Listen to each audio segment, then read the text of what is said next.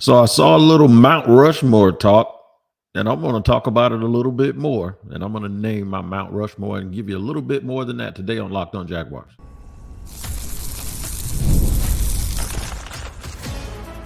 You are Locked On Jaguars, your daily Jacksonville Jaguars podcast. Part of the Locked On Podcast Network, your team every day.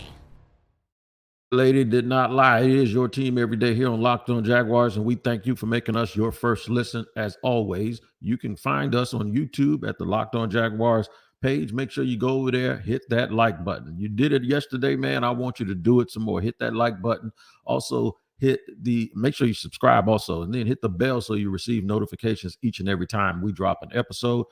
Also, wherever you get your podcast that you listen to, make sure you tap into that location each and every day to make sure you do not miss an episode of Locked On Jaguars. Ooh, I said a lot, didn't I? Yep, today's episode is brought to you and sponsored by Gametime. That's right, the Gametime app, man. If you need tickets to anything, make sure you check out the Gametime app. Download it, create an account, and use the code LOCKEDONNFL for $20 off your first purchase. Terms do apply. Shout out to the everydayers for listening to our show every day. And you can be an everydayer if you do the same thing every day. All right, here's what we're going to do, man. I'm going to give you a little third segment of Are You Kidding? This is going to be some personal stuff. I had some guests at my house this past weekend. They started talking about Trevor Lawrence. You would not believe some of the things that they said. And these are older people, like 75, 80 years old. They don't think Trevor deserves the money. And I'm like, are you kidding me? They just won't listen to me. And I'll tell you how that went. Size matters. I'm talking about offensive linemen in this situation. I'm going to tell you something from Doug Pederson's past that you might not really understand. And the reason why I'm so high on making sure the offensive line is dominant. But first, Mount Rushmore. Some Mount Rushmore talk this morning. And I included Maurice Jones-Drew in my top 4 for my Mount Rushmore, and I got a lot of comments on it. So I'm going to, and by the way, the Jacksonville Jaguars asked the question on social media, who's in your Mount Rushmore? And I'll tell you who people think I left off, and I'll tell you why, starting right now, that I included Maurice Jones-Drew. Y'all know who the other 3 people are, but I'll mention that as well. Here's what we got. We know that the Hall of Famer Tony Boselli is there, of course. We also know that Jimmy Smith is there. He should be a Hall of Famer. And we also know that Fred Taylor is there. He should also be a Hall of Famer. So this is for Maurice Jones. This is an MJD appreciation segment. Maurice Jones-Drew was the absolute truth. If y'all don't think so, man, go back and watch the game he played. And this is not just cherry picking because he did this quite often. There was a year, I think he led the league in rushing. Go back and look at the game he played in Tennessee when him and Chris Johnson were going back and forth. Also understand that Fred Taylor was still very good when Maurice Jones-Drew was drafted. So it's not like Fred was cooked. He wasn't. He was still a very good player, and they were a good duo together. And then when MJD got his chance, he did everything that he could to lift this franchise. Unfortunately, the team around him wasn't very good, but I have him as the 4th member of my Mount Rushmore. A lot of people hit me up saying, what about Burnell? Love Mark. Every time I see Mark, we have a great time talking to each other. I just think Maurice Jones-Drew at some point was considered one of the best players at his position in the league.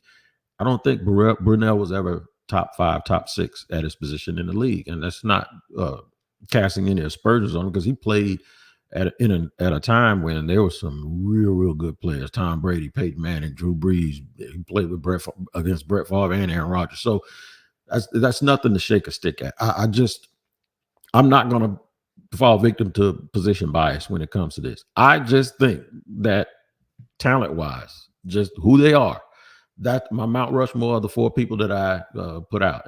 And I'm not knocking anybody for feeling differently. Well, I gave Mark Brunell and Rasheem Mathis honorable mention votes. I love myself some Tony Brackens too, man. I'm telling you. Leon Searcy. There are a lot of people in the past. I think the critical thing is this. I'm naming a bunch of dudes that played together.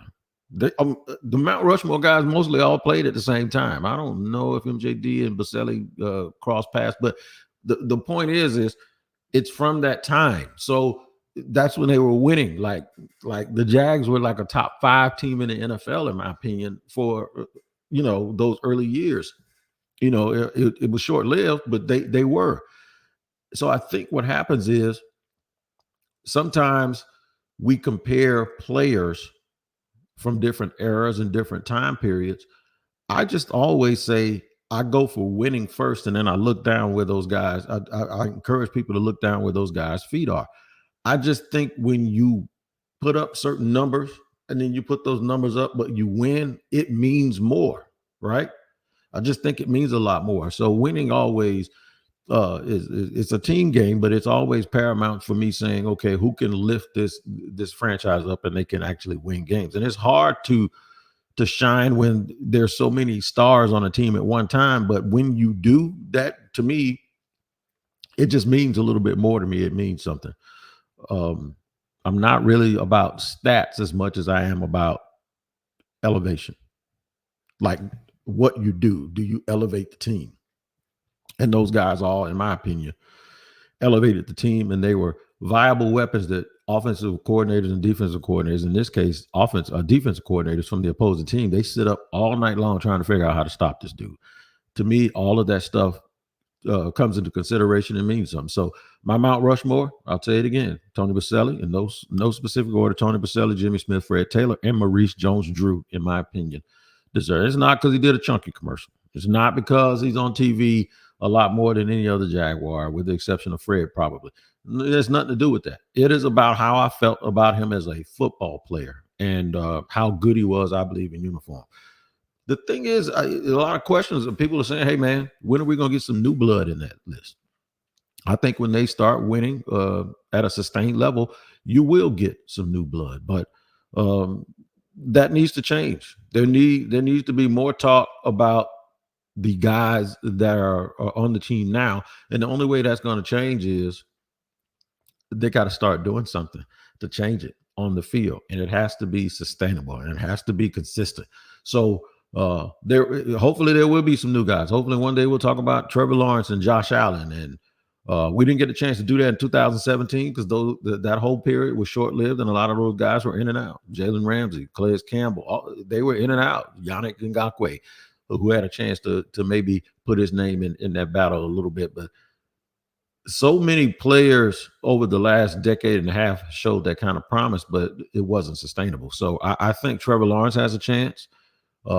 Travis Etienne has a chance. But it's all going to come with team success. Anton Harrison definitely has a chance. Josh Allen, as I mentioned, Trayvon Walker has a chance. I think you'll probably combine winning. You have to combine winning with longevity. And the guys that I keep mentioning for the Jaguars that have a chance to get in that Mount Rushmore are people that are going to get second contracts and they're going to stay here and they're going to be ingrained into the fiber and into the memories and the DNA of all of the fans. Everybody loves Brad Meester. I love Brad Meester too, but that's what I'm talking about.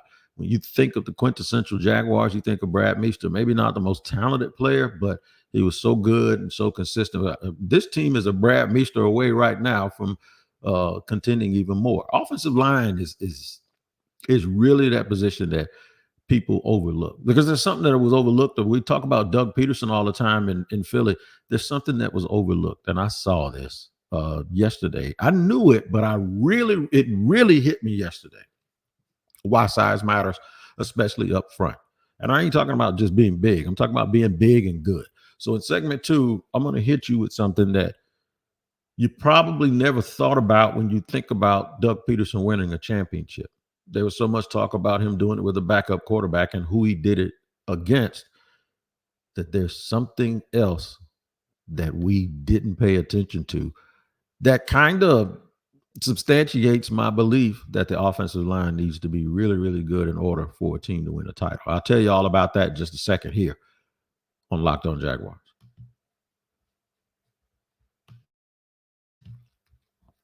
This episode of Locked On Jaguars is sponsored by eBay Motors. Passion, drive, and patience, the formula for winning championships, is also what keeps your ride or die alive. eBay Motors has everything you need to maintain your vehicle and level it up to peak performance.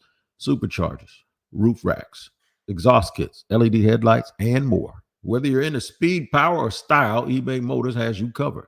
With over 122 million parts for your number one ride or die, you'll always find exactly what you're looking for. And with eBay Guaranteed Fit, your part is guaranteed to fit your ride every time or your money back. Because with eBay Motors, you're burning rubber, not cash. With all the parts you need at the prices you want, it's easy to make your car the MVP and bring home huge wins. Keep your ride or die alive at ebaymotors.com. Eligible items only. Exclusions apply. eBay Guaranteed Fit only available to U.S. customers.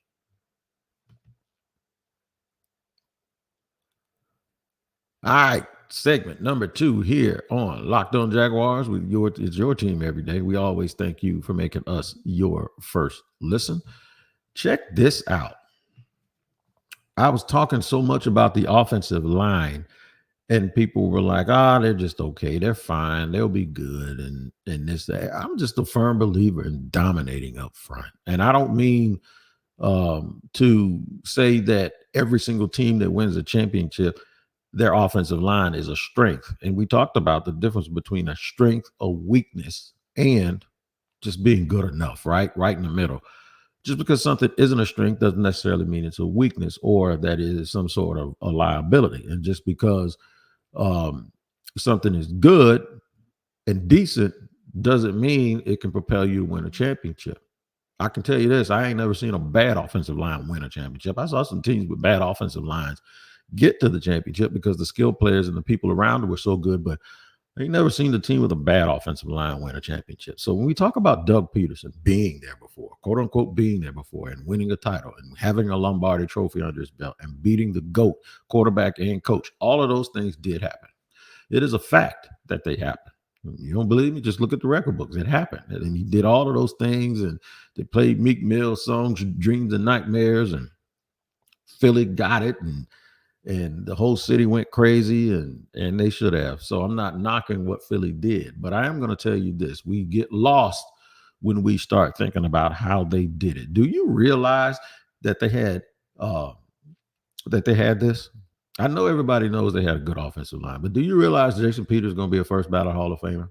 Do you realize Jason Kelsey is a first ballot Hall of Famer? Do you realize that Lane Johnson is a first ballot Hall of Famer? They had 3 first ballot Hall of Famers on their team at one time, on their line, in their prime. That's unreal. I don't even know if there's another team that did it. I know the Oakland had Art Shell and Gene Upshaw.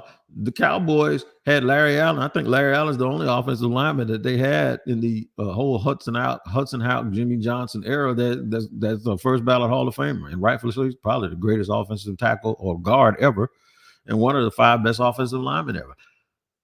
Did Pittsburgh back in the day under Chuck Noll have 3 Hall of Famers, first ballot Hall of Fame? I cannot remember. Even the Hogs under Joe Gibbs, I do not recall ever in their prime, seeing another team with 3 first ballot Hall of Famers. So for anybody that wants to fuss and argue with me, but then at the same time tell me that a line doesn't need to be great, Doug Pederson doesn't win that Super Bowl without 3 first ballot Hall of Famers. The question remains, can he win a Super Bowl without having that type of advantage? Go back and watch the game and watch those holes those running backs were running through in the first quarter. It's going to blow your mind that they did that and scored over 40 points against the Bill Belichick defense. Remember a couple of years ago when the Rams had that great offense under Sean McVay and they scored 3 points in the Super Bowl and they showed Belichick on the sideline, I think it was in the highlights or a documentary or something, or NFL films, where he was telling his defense, just keep doing your job. They have nothing. Ain't nothing they can do. Keep doing your job. They don't have a thing. They won the Super Bowl scoring 10 points. That's the same coach, organization, and a team that Philly ran off the field. They didn't run them off the field. The game came down to the wire, but they won. They scored 40-some-odd points, and they won the game. They moved the ball up and down the field at will with Nick Foles and Aguilar, the same Aguilar that the dude that saved the baby out of the building. He caught people and he went Aguilar, like, you need to catch the ball. Yeah, him and Alshon Jeffrey, who was built like me playing wide receiver. LeGarrette Blount, who was built like me playing running back. I'm trying to tell y'all, man, it is unreal the advantage they had with those three players. And at that time, nobody knew all those guys were quote unquote first ballot Hall of Famers. Thought they was just really good players. I think maybe Jason Peters was in the consciousness of football fans as being a first ballot Hall of Famer. But don't you, looking back, that is tremendous. So when I think about that, and I think about the Jaguars' pretty decent offensive line, I'm asking myself, are we doing Doug Pederson a disservice by not having better offensive line? We keep talking about all the things he had. Well, you know what? If he won with Nick Foles, he can win with Trevor Lawrence. Trevor Lawrence ain't standing behind 3 first ballot Hall of Famers. And I know I'm throwing first ballot around a little bit loosely, but I kind of think all of those dudes are going to be first ballot Hall of Famers.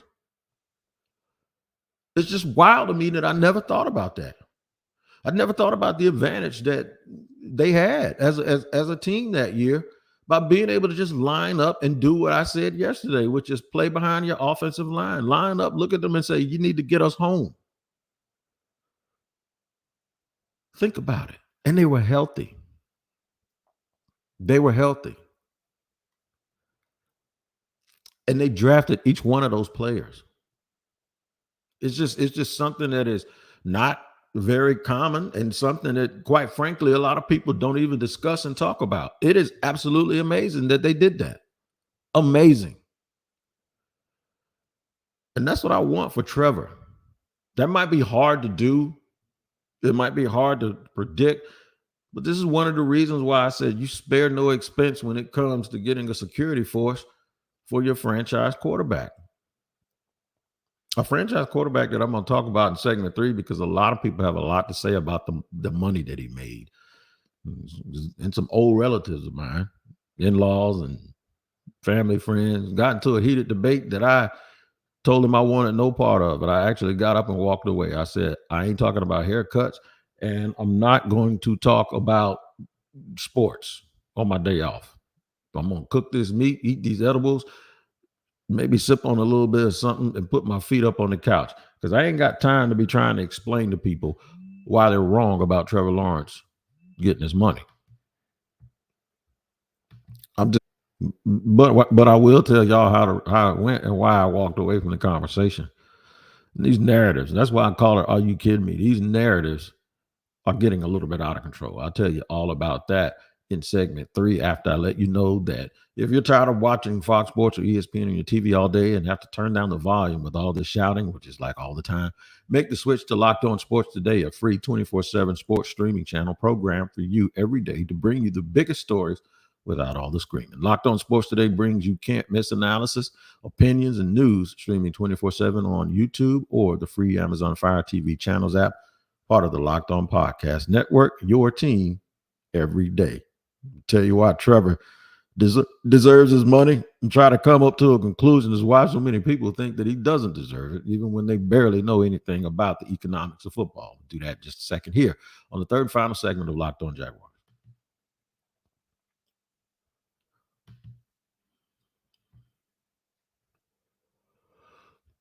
Today's episode is also brought to you by FanDuel. That's right. FanDuel is the absolute truth, man, and you better know it. Even though the games aren't being played the way you want them to be played because most of the season's over, baseball is in full swing, and summertime means baseball.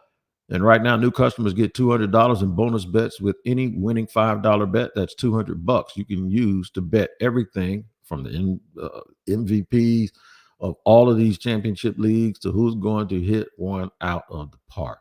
Baseball is for real, man. You better get to know these lineups and these pitchers, because you start getting into that pitcher's depth and some of this stuff gets a little sketchy and shaky. Visit FanDuel.com/lockedon and add a big win to your summer bucket list. FanDuel, America's #1 sportsbook.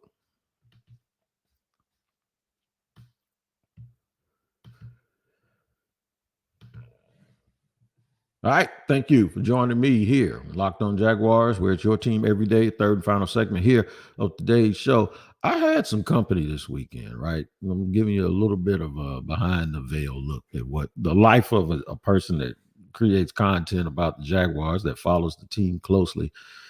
It can be a bit of a headache sometimes because everywhere you go, people try to first take you to death.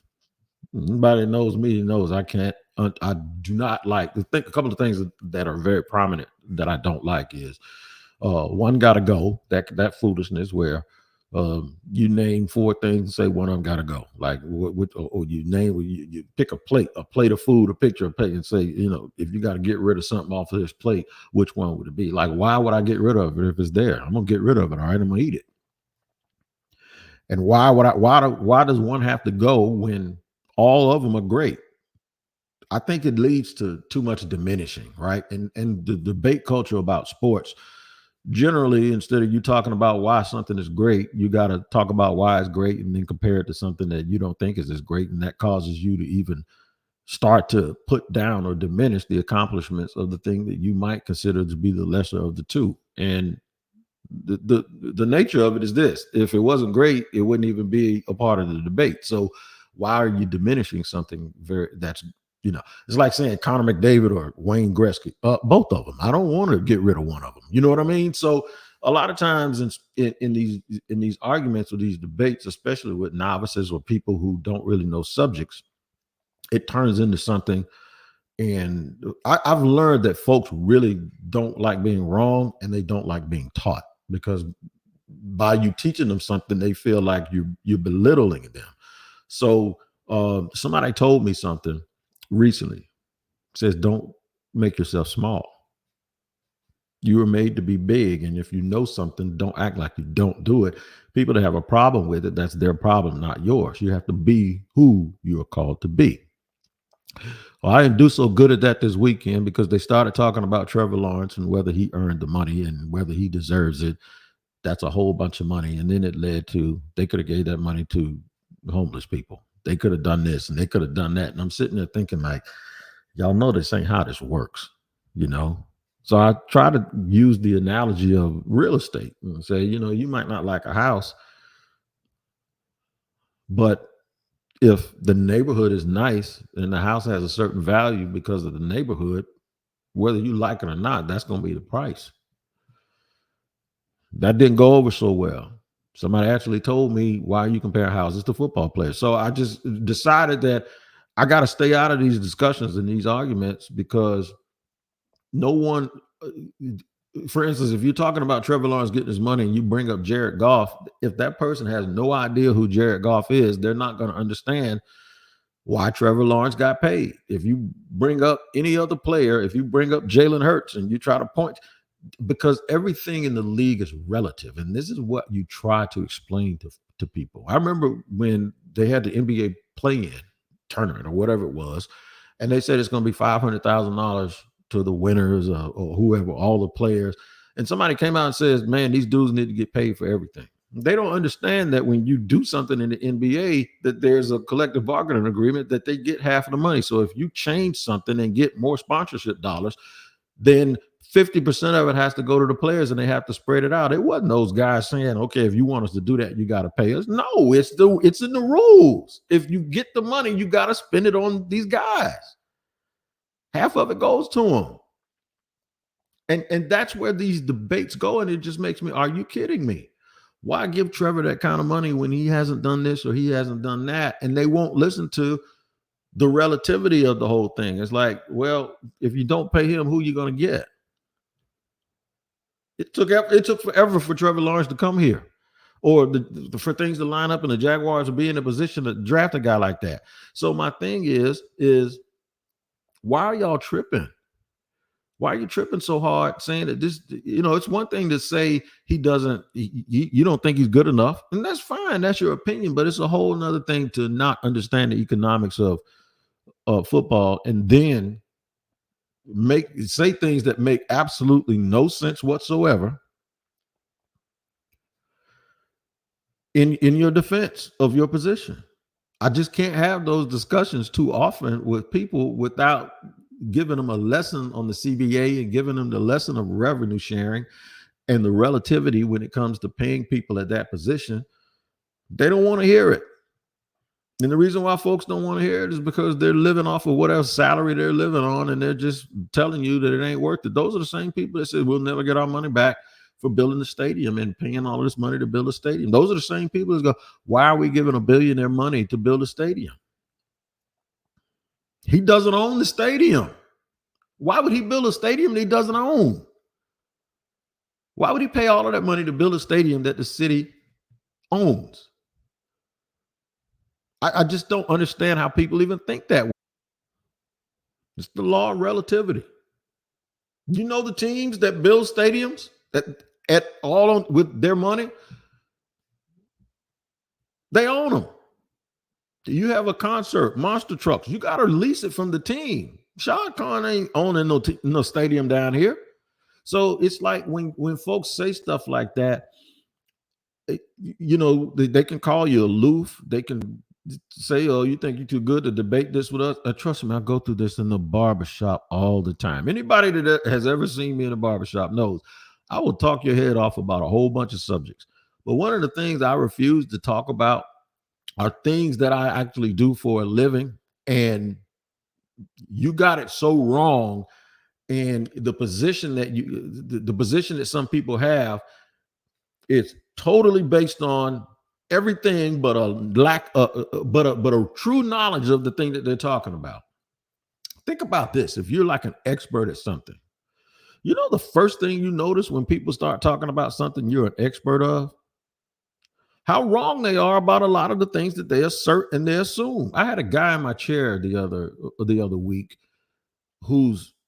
and I've known, he's a client of mine. I've known him for a long time. He has 2 kids that suffer from autism. I have a nephew that has autism. And barbers in the shop started talking about autism. And my client didn't say one word. And he sat there for 15 minutes and heard some of the biggest BS he's ever heard in his life. And he bit his tongue. And after, when I walked him outside, I said, you ain't say nothing, did you? I knew. He says, man, I can't deal with it. Now, the person that was talking has a couple of relatives and friends but he's not living with someone that has autism. And he was so off base and wrong. He says, man, sometimes you got to know when to walk away. And that's exactly why I walked away the other day when people started talking about Trevor Lawrence and what he's earned and what he's deserved. And if you bring up CBA, they're like, I don't understand what that is. He just doesn't deserve the money. And when you bring up other players who get the same money that he's gotten or similar money that he's gotten, and then you point out that Kirk Cousins made almost $300 million or whatever, they don't want to hear any of that stuff. All they know is they see $250 million and $200 million in possible guarantees, $142 million due at signing, and they look up and they say he hasn't earned it, without even wanting to discuss the reasons why. So I went through all of that to tell y'all this.